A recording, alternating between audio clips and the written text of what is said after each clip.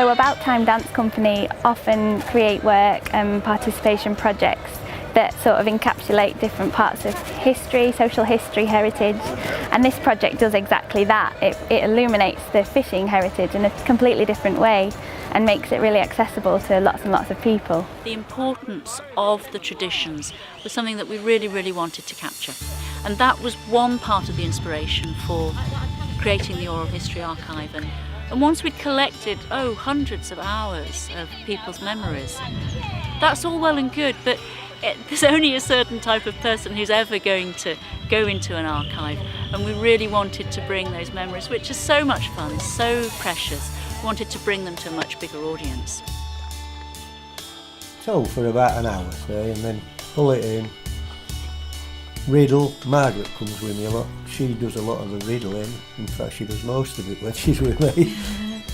She'll crab riddle them. We put them into a riddle, and the slats are about 1/2 inch wide, so all the shrimps drop through.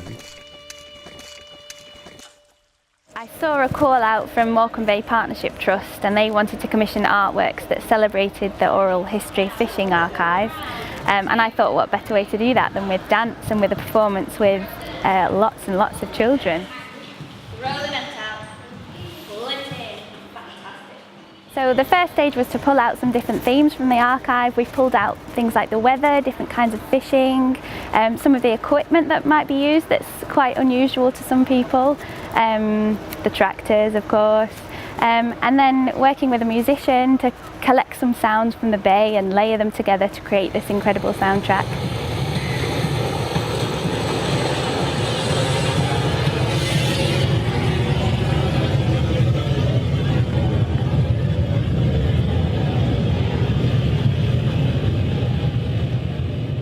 We went to the Maritime Museum in Lancaster.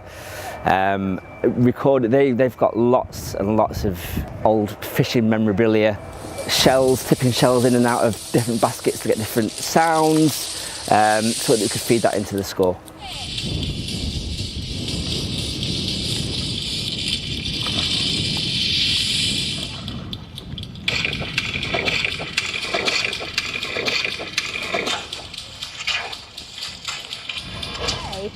So there's different sections that each school's been doing. So there's a section where the schools look at dab fishing, which is a kind of fishing that they would use bare feet and feel for the fish under their feet. So they've had loads of fun making that.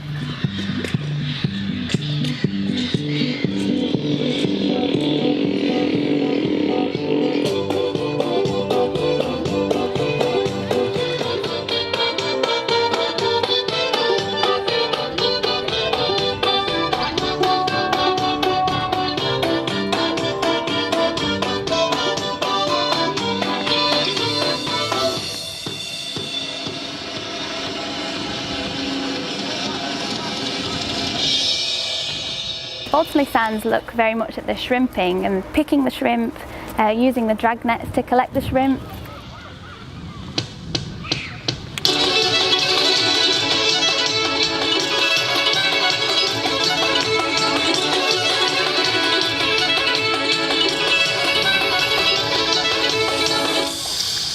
And Flukeborough are looking at cockling, which has been absolutely amazing, and I've learnt so much from them.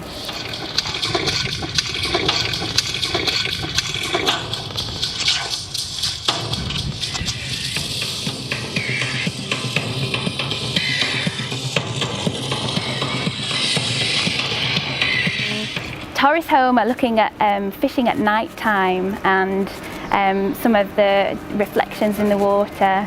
They were really enthusiastic about improvisation and about creating their own material. So we gave them the freedom quite a bit to do that. The part of the dance where we did the boat like breaking off, it was really fun.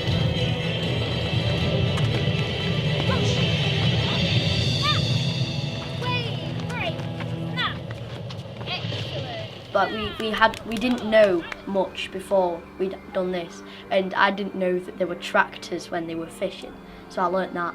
I think what's so important about doing a project about the local heritage is it really resonates with the children. They've experienced the sea here, the beach, the fish, you know, if we're looking at the fishing community. So they can immediately relate to, even though these might be looking at photographs from the past, they can relate to it because they're seeing it linked to their own experience. I like how it's on Morecambe Bay because it's local and we're dancing about local stuff. Yeah, I can really see, I can see by looking at the children that they are really excited about this. They're finding it interesting. It's giving them a real chance to explore it at perhaps a deeper level through the movement. You can get a feel of what it would be like, and more than just reading it off a page, you can actually express it and what you would do. It's something that's going to stick with them rather than just sitting down in classroom reading a book, learning about it seated. They're actually physically learning about how our heritage is, and I think that's one of the best tools that we have of teaching people.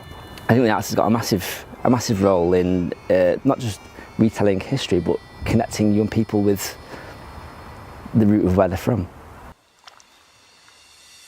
The moon went down and the fog came down, and it was the thickest fog you could ever imagine.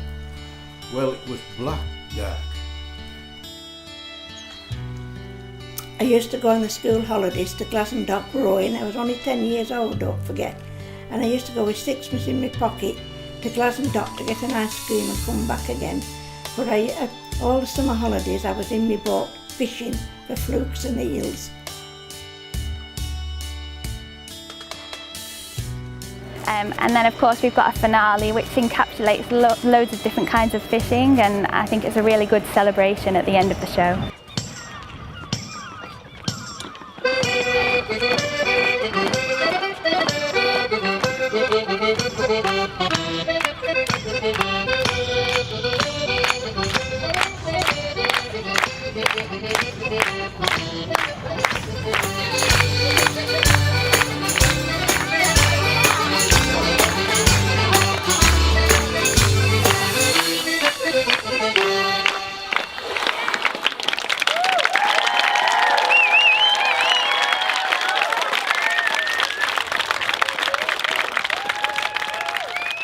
That was absolutely fantastic.